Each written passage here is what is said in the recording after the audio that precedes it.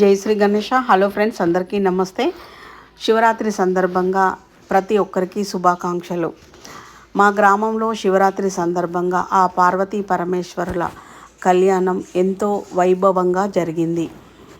చూడండి, ఎంతో చక్కగా అలంకరించుకొని ముస్తాబై మండపంలో కూర్చున్నారు. కనులకు ఎంతో కమనీయంగా ఉంది. వీణా వాయిద్యాలతో కళ్యాణం ఎంతో వైభవంగా చాలా హ్యాపీగా జరిగింది. Thank you friends.